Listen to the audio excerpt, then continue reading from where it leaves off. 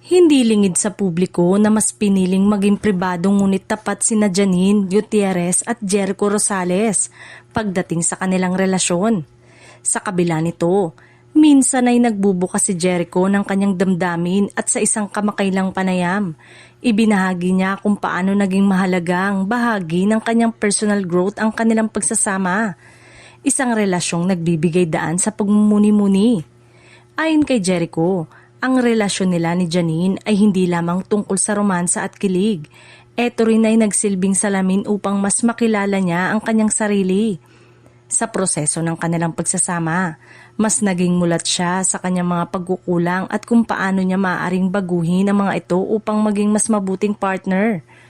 Ibinahagi rin ng aktor ang kanyang mga aral mula sa kanyang mga nakaraang relasyon ay kanyang bitbit sa kasalukuyan.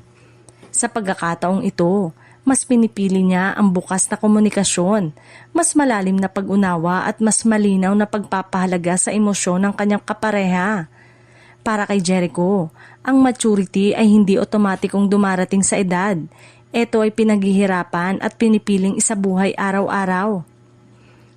Isa sa mga pinakamahalagang aspeto ng kanilang relasyon ay ang suporta nila sa isa't isa. Hindi lamang ito limitado sa kani-kanilang karera kundi pati sa personal na desisyon, prinsipyo at direksyon sa buhay. Para kay Jericho, ang tunay na pagmamahal ay ang kakayanang umunawa, makinig at umalalay kahit walang kapalit. Sa kabuuan, malinaw para kay Jericho Rosales ang relasyon nila ni Janine ay hindi lamang isang kwento ng pag-ibig, kundi isang paglalakbay ng paglago.